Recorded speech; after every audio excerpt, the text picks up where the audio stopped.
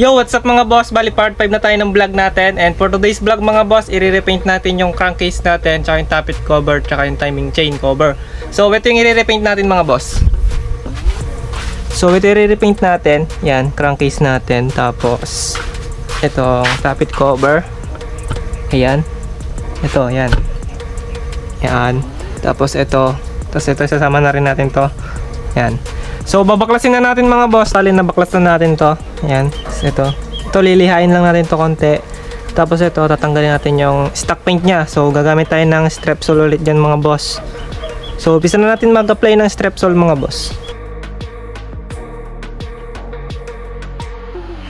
Ayan na, lagyan na natin siya ng Strepsol. So ganyan lang matatanggal yan, no? Ganyan lang, napakabilis. Yan, circular, ikot-ikot mo lang. Wow, tanggal na yung stock paint. Yan, so ayan, ganyan lang mag-alis. So balikan ko kayo kapag nabalawan na natin to and kung magpo-first coat na tayo ng primer. Ito yung i-repaint natin. So ayan, nalihan na rin natin siya. So ayan.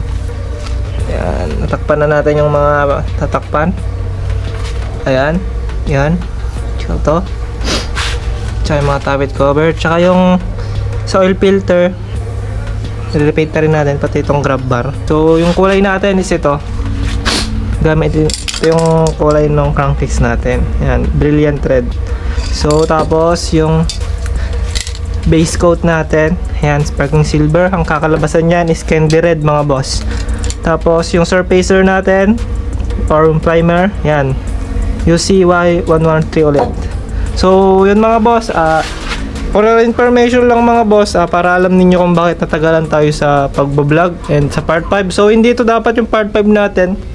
So ito dapat yung part 5 natin mga boss. Yan, kita nyo yan mga boss. Bali kinarbon natin yung carbon forge yung inner fairings ni Stacy. So ayun kung nakikita nyo, tara lapitan natin. So ayan, ito sana yung pang part 5 natin, carbon forge. Yan, lahat ng inner fairings carbon forge natin. So ayun, kaya sa mga nagko-comment dyan bakit natagalan tayo sa part 5, so yun sana yung part 5 natin, kaso matagal pala yung process nun, kaya ito na lang pinart 5 natin.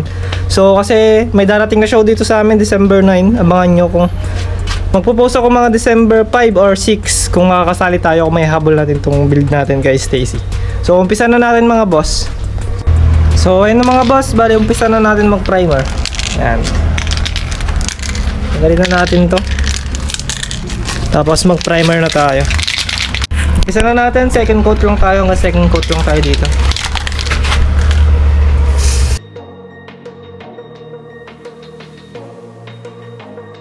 Bali tapos na yung first coat natin and patuloy lang natin ng 10 minutes and patong tayo ulit tayong second coat, tapos yung sparkling silver na yung next. Bali second coat na tayo, so mag second coat na tayo.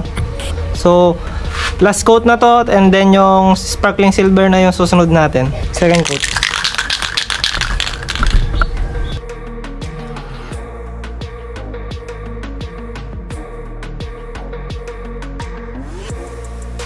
Umpisa na natin yung first coat.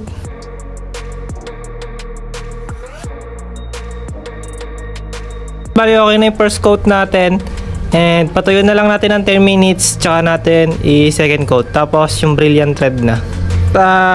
10 minutes na nakalipas, second coating na tayo nito, tapos brilliant red na.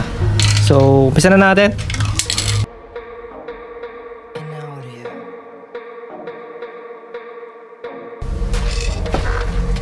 Bali yun mga boss, napatuyo na natin yung second coat ng sparkling silver. So ito na tayo. Yan, brilliant red. Yan, first coat tayo ng brilliant red, tapos hanggang third coat to para lumitaw yung pagka candy red nya. And yan, umpisa na natin mag first coat nito mga boss.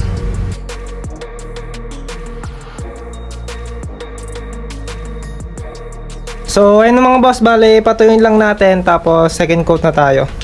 Yan, okay na yung first coat mga boss, bali second coat na tayo ng brilliant red ulit. Damatid natin yung pagka candy red nya.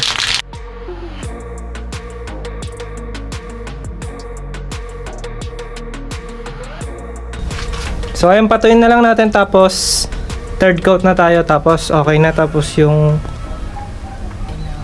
clear coat na lang mga boss. So ayun na mga boss, bali third coat na tayo ng Brilliant Red natin. Last coat na din to.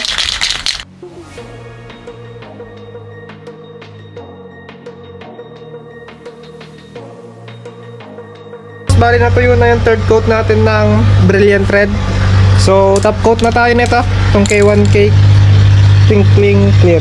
So yung pinagkaiba nito sa K1K Clear mga boss is ito is mayroon siyang parang glitters yung top coat nya. Yung clear is wala, makintab lang, ito is parang may glitters. So mag top coat na tayo mga boss.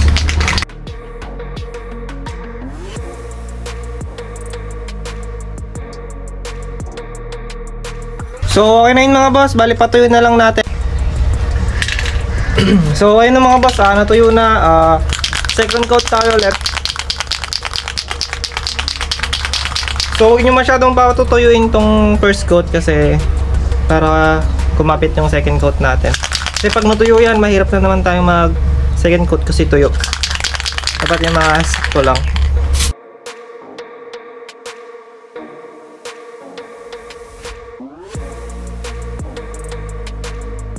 So ayan, hintayin na natin matuyo ng konti, tapos patong tayo ng third coat. Bali third coat na tayo.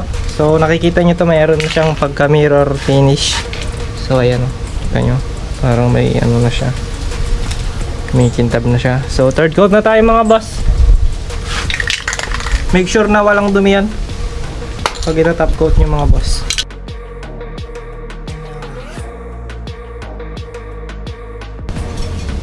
So third coat na rin natin itong kabilang crankcase.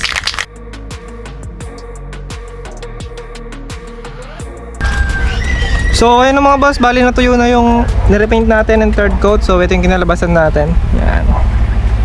So ayan o, kita nyo, napakakintab mga boss. Tapos meron siyang glitters effect. So ito pala yung tinatawag nila na candy red or no brilliant red ng samurai. So ayan mga boss, kung gusto nyo ma-achieve yung ganitong color, ay follow nyo lang yung step na ginawa ko. O ayan, ilalagay ko sa description box yung step by step kung paano ko to ginawa. So ito is sparkling silver, bumagay naman siya. Yan, kita nyo, napakakintab, napakakinis, grabe. Yun o, yun o, kita nyo yan. So ayun mga boss, bali kakabit na natin to sa motor natin and imo-montage natin. So ito yung sa timing chain cover. Ayan o, napakintab. Sa oil filter cover, yan, pakikintab din. Ayun naman yung sa may ano, kita nyo no, yung reflection ko. Papansin nyo yung reflection ko mga boss, kikita ako, sobrang kintab. Yan. So ito yung sa may magneto cover. Yan. So bali lahat ng ayan mga boss, so ayan na sila. Yan.